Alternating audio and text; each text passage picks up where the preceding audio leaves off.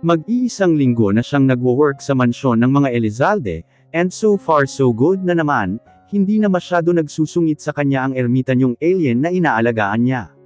Since that day na nakipag-deal ito sa kanya, well that's better, maayos niyang naalagaan ito basta wag lang sigaw ng sigaw. Pero okay lang ang gwapo naman kasi ni Senyorito, hay kailan kaya ako magka-boyfriend ng ganun kagwapo, natutulala niyang kausap sa sarili, habang tinitingnan ang mga bulaklak sa hardin ng mga ito. Pinalabas naman siya ng ermitanyo na yun, at maingay na naman daw siya, if I know gusto din ako nun magingay, bahala siya sa buhay niya, at buhay ko rin ha, crazy laugh, baliw na ba ako, mukha nga, tumatawa ako mag-isa. Naku Lucia andito ka pala, hinahanap ka na ng alaga mo doon dal iyan muna. Anang mayordoma. Bayan no Shanay, pinalabas nga ako eh.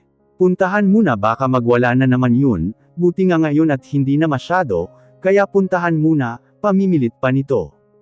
Opo nay ito na pupunta na.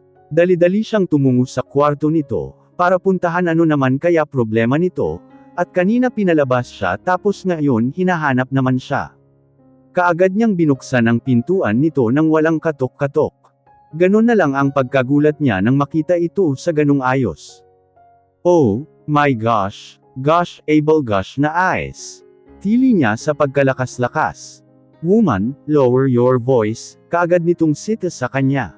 My innocent eyes, nakita ko si Superman ang laki, oh my gosh lang haba. Tili pa rin niya ng tili. Lucia shot up, dumagundong ang sigaw nito sa loob ng kwarto. Kaagad din siyang tumigil sa pagtili niya.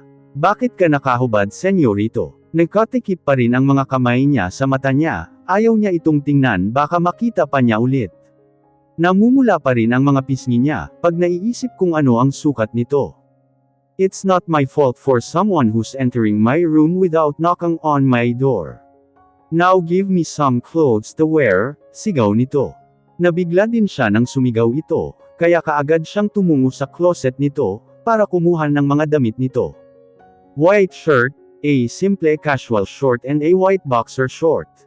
Oh my ang laki nito na binulatlat pa sa harap ng mukha niya, naalala naman niya ang Supermang nakita, titili na naman sana siya nang maalala ang ermitanyong nag-aantay ng damit nito, kaagad siyang lumabas at binigay dito, buti na lang at may tuwalya na itong nakapulupot sa bewang nito. Did you like what did you see? Nakangisi nitong tanong sa kanya na baliwala lang ang nakita niya dito. Di siya kaagad nakasagot sa tanong nito. Ano ba isasagot niya na malaki ito at mahabang Superman? Siguro kung may makakita lang sa kanya ngayon, sasabihin na may sakit siya sa pula ng mukha niya. Ang ano po senyorito? Maang-maangan niyang tanong dito. You look nervous, I can feel that, so did you like what you see? Inulit pa nitong tanong na may kasamang ngisi. Oo na, yang Superman mo alam ko naman yan tinatanong mo. Pasuplad ang sagot dito, saka tinalikuran ito, lalabas na po ako kung wala ka ng iutos, baka mamaya magbayad pa ako sayo pag nag-ingay ako, wala kaya ako pambayad, sabay talikod niya palabas ng kwarto. Ngunit nasa pintuan pa lang siya nang muling magsalita ito. Where you going? I didn't tell you to go out so stay here, muling saad nito. Fine, basta walang bayad pag ako nag-ingay dito paninigurado niya. Yeah, sure. Sigurado ka, di mo ko pagbabayaran baka sabi mo lang yan, teka nga magpirmahan kaya tayo para may ebidensya. You don't believe my words. Iritang saad nito. Sige na naniniwala na basta wag ka na magsungit, di ka na ngayon ermitanyo, kasi ahit na yung balbas mo, pogi ka na kaya ngiti ka na dyan. Oy si senyorito ngingiti na yan. Tuwang-tuwa talaga siya pag nakikitang nagsusungit ito. Mas lalo itong gumugwapo sa paningin niya, kilig na kilig talaga siya habang tinitigan ito. You're giggling, why is that? And stop staring at my face. Alam mo senyorito ang talas ng pang-amoy mo, bakit masama ba titigan ka? No, yun naman pala alam ko gusto mo rin na titigan kita aminin na kasi senyorito. Sinundot pa niya ito sa tagiliran. Nang mapaiktad ito. Biglang sigaw nito, nagulat siguro ito nang sundutan niya sa tagiliran, pati siya natigilan din sa ginawa. Siyo nga ka Lucia, bakit mo ginawa yun saway niya sa isip? Why did you do that? Bal isang tanong nito. Sorry po senyorito, biro lang yun, di na mauulit, basta wag mo ako pagbayarin, peace, peace, peace be with you. Ani niya na may kasamang hagik-hak ang sinabi. You're such a crazy woman. A little smirk showing in his face. He's really delighted and happy hearing this, such an annoying woman. He can make his dull moment turns into a very different day, just like a couple months ago na walang kabuhay-buhay. Her giggle is really good to hear, and I can feel something when she touched me a while ago, and he's been curious about this woman to know more about her. Lucia, why you're a single mother, where is your husband? No husband senyorito, only baby. And name YOLO. Wow, ang haba ng English ko. Wow, buti di dumago ang ilong ko, bakit po nyo natanong? She's really something, I just chuckled, and shrugged my shoulder. I just want to know, why is the father left you? I can feel that you're beautiful. Yes senyorito, magandang maganda ako, bigla nitong singit sa sinabi niya. And I know you're a good person too. Dagdag pa niya. Syempre mabait na mabait kaya ako, sabay hagikak. He can't stop smiling what she's telling and bringing herself that she really has a confidence to boost herself up high. So tell me, why you're a mother without someone care for your son? Oy senyorito, sismoso ka din pala no? Tawang-tawa nitong sabi. God, I just want to know only. Naiirita na niyang sagot dito. Kasi po si YOLO napulot lang namin yan sa basurahan na magkapatid. Habang pauwi kami noon, 19 pa lang ako noon, tas kakamete lang ng parents namin ni Brill. Ayun, nakita namin siya sa may basurahan na umiiyak. Wala naman kumuha, kaya dinala namin pauwi at inalagaan. Wala din may naghanap, kaya samin na. Hanggang ngayon nasa amin pa rin siya, at ang swerte ko kaya doon may anak na akong pogi masyado. She's really proud while she's telling him about the child. Why is that mother leave her child abandoned just like a nothing in the garbage? What if nobody see it? He can't imagine a life of a baby that been left. Paano na lang kung kinagat o kinain ito ng mga hayop sa daan? He's so proud to this woman, she has a good heart. Kahit hindi sigurado paano buhayin ang bata. But the love and the feeling she had for the child. How old is your son now? 4 na siya ngayon at sa pasukan enroll na namin sa school. He's big now and I know he's happy with you. Syempre naman senyorito, tuwang-tuwa nga po ang mami nyo sa kanya nung isinama ko dito. Good to know mom loves kids so much, maybe he's adorable. Of course senyorito, I'm adorable too. Kaya like mother like son. Hagik-hak nito. He's shaking his head when he heard it. And it makes him smile a bit, this woman. Napapangiti talaga siya. If he comes with you, bring him here. I want to talk with him too. Ay senyorito. It's another day passed again. Nothing happened. I eat, sleep, take a shower and sit here on my couch. Daily routine, nothing special. Waiting for a good news to happen. Thinking a lot of things. And hearing my ex is a lot better. I can tell to myself na wala na talaga. Maybe I moved on already. There's no fast heartbeat towards her unlike before. I just can't believe myself that I fall in love with her for the past 5 years. But she cheated on me. Napakasyangga ko to believe all her lies and schemes. Nabulag ako sa sobrang pagmamahal sa babaeng yun. And now ito nabulag na nga ng tuluyan. What a life. She's not a deserving woman. How I wish I believe all the people talking behind her. Maybe this is not what I got. Blaming myself is not the right thing to do. It cannot be undone what has been done already. He heaved a deep sigh. What a mess he had been in his life. He stand on the couch and go near the window. He wants to breathe some fresh air. Maaga pa siguro, malamig pa ang simoy ng hangin na dumadapyo sa pisngi niya. Santa Catalina is a province, at maganda ang lugar nila, napapaligiran ang mansyon nila ng mga punong kahoy, kaya siguro malamig ang samyu ng hangin. This is what I need to breathe and relax my mind. Good morning senyorito, pagbati sa kanya, he don't know kung saan ito banda. She can only hear her voice. Yeah, it's morning again. But still darkness, nothing special, mahinang sagot niya dito. Senyorito, sabi ko magandang umaga, hindi yung simangot ang mukha ang isagot mo. kagaaga lukot ang mukha at salubong ang kilay, cheer up, sigaw pa nito. This woman never forgets to lighten up his day, napapailing na lang siya, hindi talaga tanaw-ubusan ng ibanat sa kanya, halos hindi na makahinga, habang nagsasalita sa haba ng sinabi nito, hindi man lang napagod ang bunganga. Narinig niyang may tumikim sa likuran niya, kaya napalingon siya dito, bad idea kahit nalingunin niya, at tingnan hindi pa rin niya ito makita. How are you bro? His brother Rex L. I'm doing fine, kibat balikat niyang sagot. Yeah, I can see that tumabi ito sa kanya sa bintana. Hello Señorito Rex L, bati nagmula sa ibaba. So she's still down there at nakita nito ang kapatid niya. Hi Lucia, how are you? I'm good Señorito. Good Lucia I can see still looking beautiful. Ani pa nito. Salamat Señorito kayo rin po ang pogi nyo. Sinabayan pa nito ng hagik-hak. Dito pa tumabi sakin ang lukong kapatid niya na ito at makipagbolahan. Bro, putol niya sa mga ito. I like that woman bro. She's lively and beautiful. Ani ng kapatid. Rex L, kung paglaruan mo lang wag mo na lang ituloy, tiimbagang niyang saad sa kapatid. Why so concerned bro? Bro I know you, don't try, si mommy ang makakalaban mo once you did something to her. Si mommy nga ba o ikaw? Na sinabayan pa nito ng malakas ng halakhak, I got you bro, hindi ka magiging concerned sa isang tao if you don't like her. Just stay away from her bro. Now get out in my room. Okay. It's like you're jealous. And I can see that you've changed now. Mainitin pa rin ang ulo mo, pero mukhang iba na ngayon. 80 mukhang nag-aahit ka na ngayon. Panunokso pa nito. Bro get out now. Yeah, bye bro. Good to know you're doing better now. Hope soon you will be more better. Yeah, hope soon he will be better especially if his eyes are more better. Binaling niya ulit ang sarili sa labas ng bintana. Baka andoon pa ang bungangerang babaeng madaldal. Lucia come up here, sigaw niya sa ibaba. Ay, Señorito?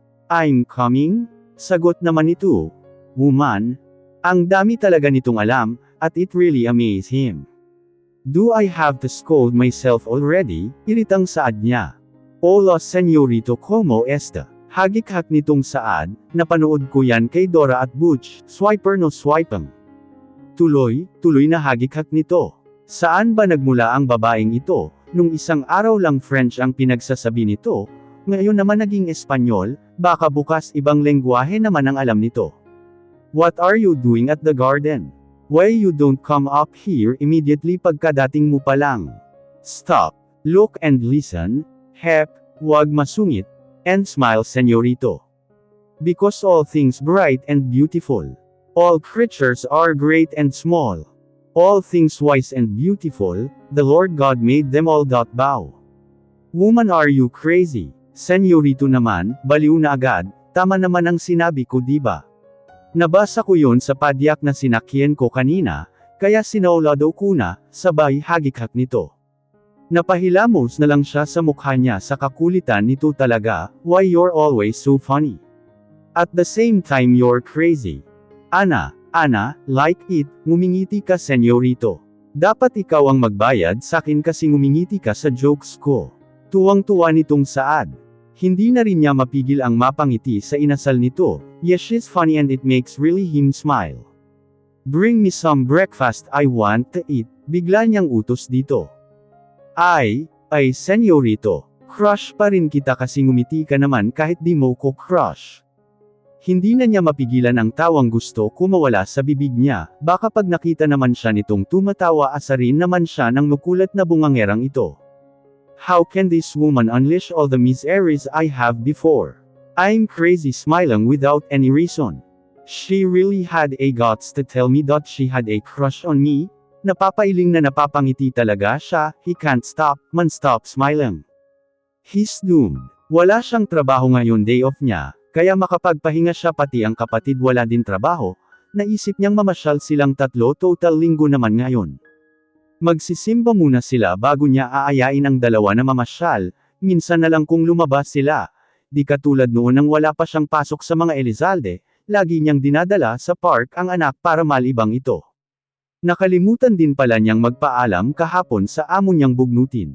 Minsan mabait, minsan mainit ang ulo, minsan di mo magets. Ang daming minsan. Hay bigyan ko kaya ng minsan yun para mimensanan na lang ugali.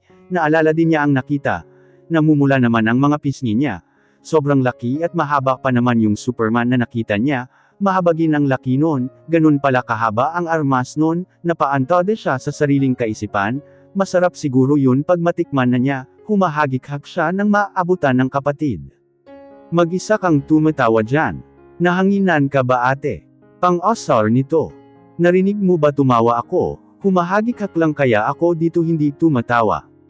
Wala na ang ate ko, may sapi na talaga. Ilabas mo ang ate ko. Niyugyug pa siya nito sa magkabilang balikat at hinihipan ang bunbunan niya. Brill sa pakinakita pag di ka tumigil kayuyugyag sakin. Bigla itong tumigil na parang walang nangyari sa kanilang dalawa kanina.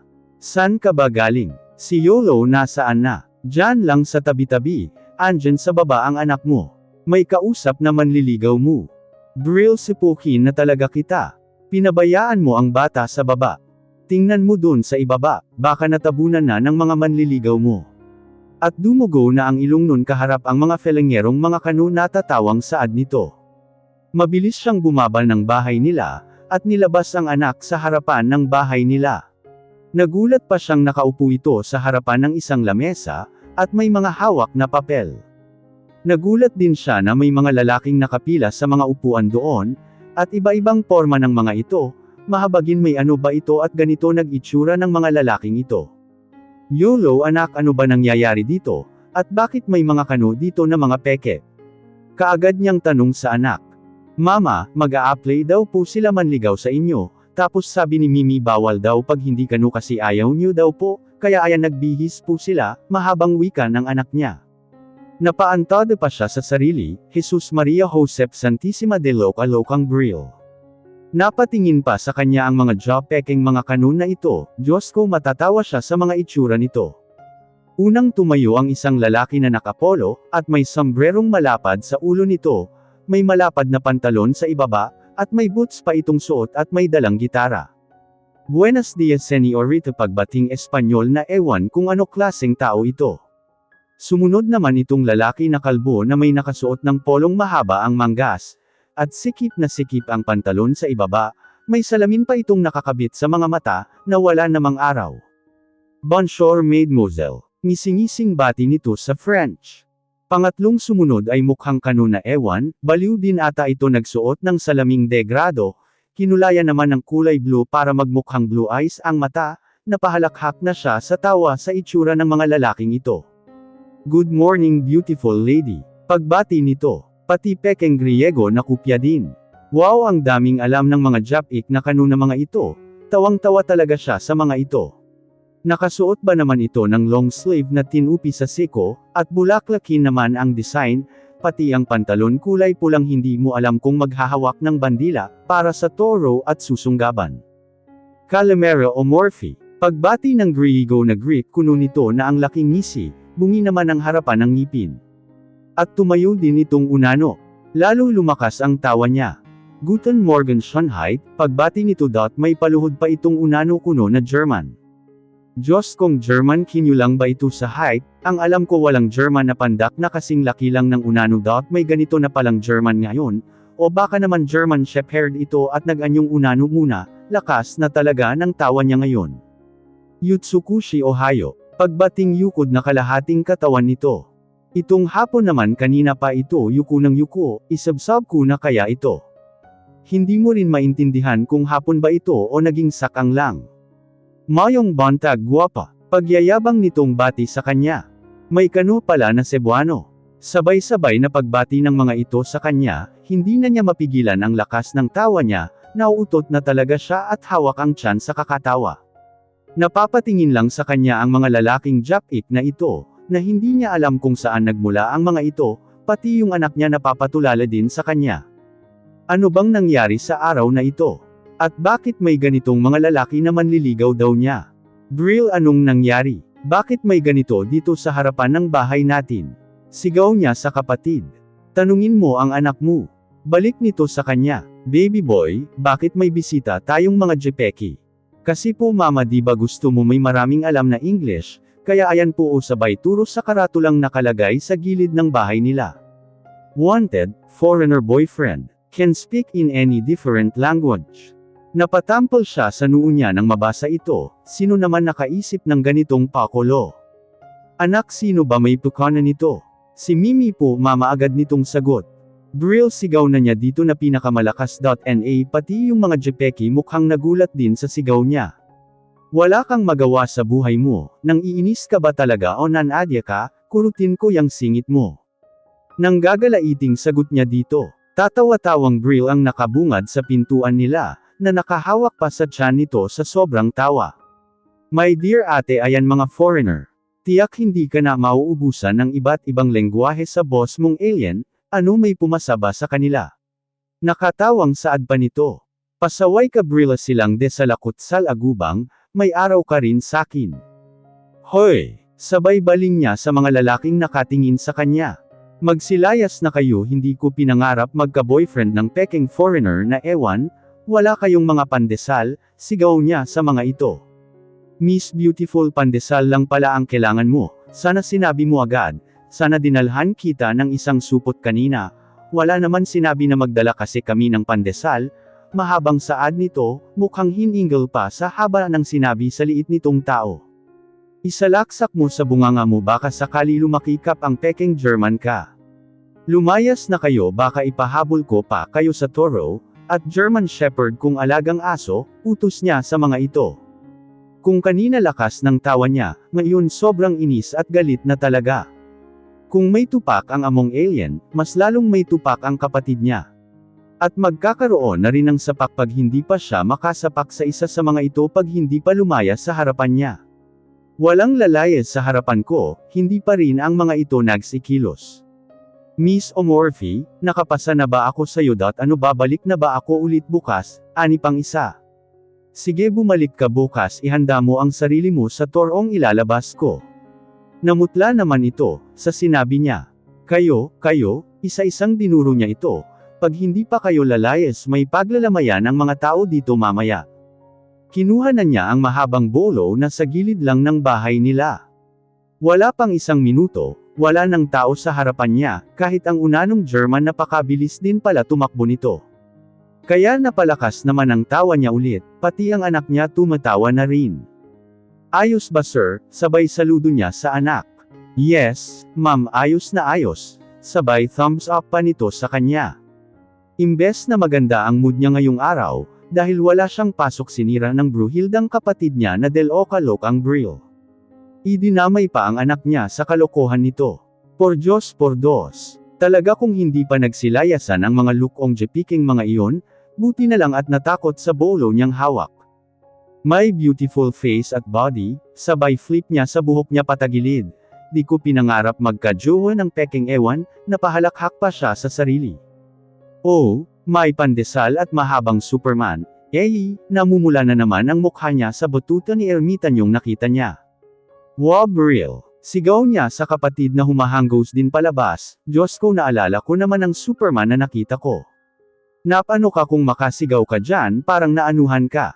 Nakatikim ka na ba ng halik sa mga manliligaw mo?" Pagbibiro pa nito.